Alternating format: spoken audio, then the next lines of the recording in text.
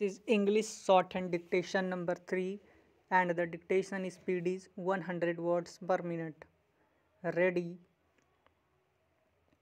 Start. Mr. Deputy Chairman, Sir, Government of India has received reports that the United States is considering the possibility of resuming arms supplies to Pakistan.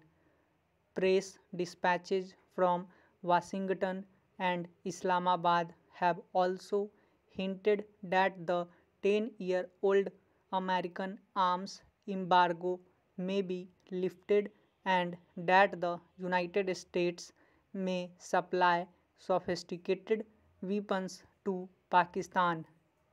According to our information, this question was also discussed during the official visit of Pakistan's Prime Minister to Washington on 5th and 6th February, although no decision has been announced.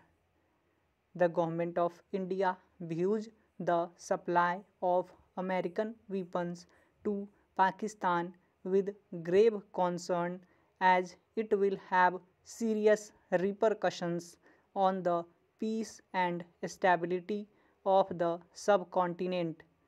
We have taken up this matter with the US government at the highest level and have brought to its attention the consequences of the reversal of their present policy on the process of normalization on the subcontinent.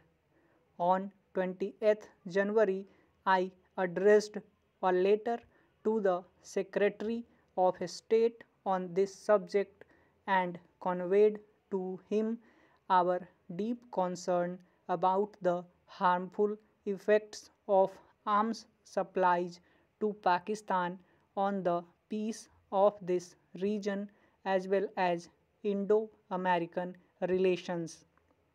I particularly emphasized that Pakistan's fears about a military threat from India are wholly fanciful and unwarranted as both India and Pakistan are committed in the Simla Agreement to work for friendly and harmonious relationship and the establishment of durable peace in the subcontinent and to settle all their differences through peaceful means. It has always been India's policy to promote peace, stability, cooperation, and good neighborly relations among the countries of this area on the basis of equality, sovereignty, and respect for independence and territorial integrity of all states.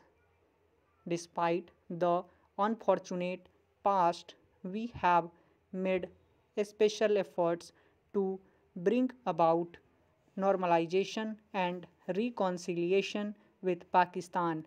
Thanks to these efforts, we have succeeded to some extent in improving relations between the two countries in spite of the slow progress in the implementation of the Simla Agreement.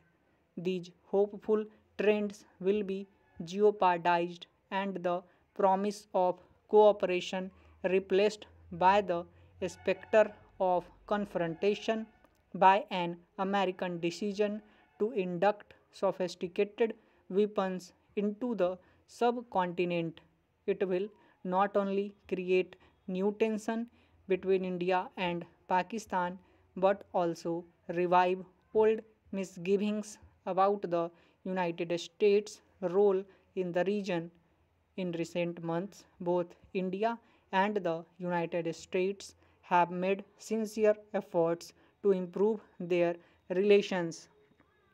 The Secretary of State himself stated while in India last year that the United States does not wish to encourage an arms race in the subcontinent.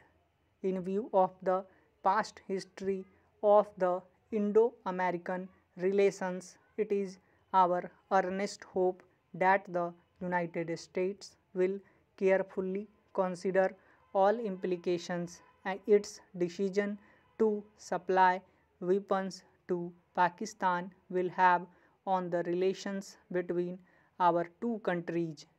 We also trust that the United States government will not reverse its present policy of non induction of weapons into the subcontinent, as this could not be in the interests of the United States, India, Pakistan, or peace of this region. Mr. Deputy Chairman, sir, an honorable member has raised practically all the aspects of this problem, and I will briefly deal with all of them one by one. It is not only one party or one member or this house or the other house, but the entire nation is of one voice in saying that the American arms supply to Pakistan is going to have an adverse effect on the normalization process that has started in the subcontinent and on the relations between USA and India.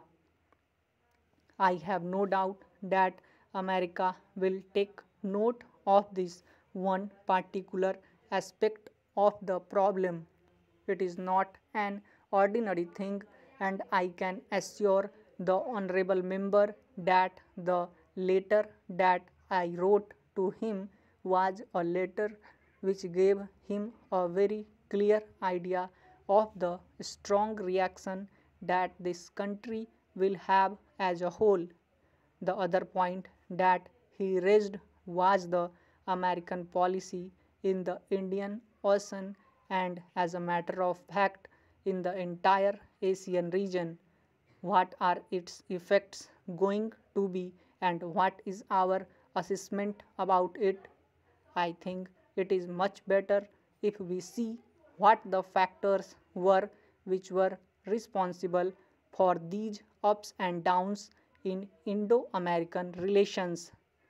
And this was basically the fact that they always tried to play a sort of balance of power politics in the subcontinent.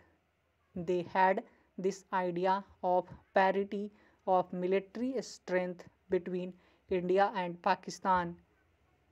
When the Secretary of State was here, because we know that this is an attitude responsible for this sort of things, we especially raised this particular aspect before him, and he was very categorical in this matter when he spoke about it that it is not the US government's policy.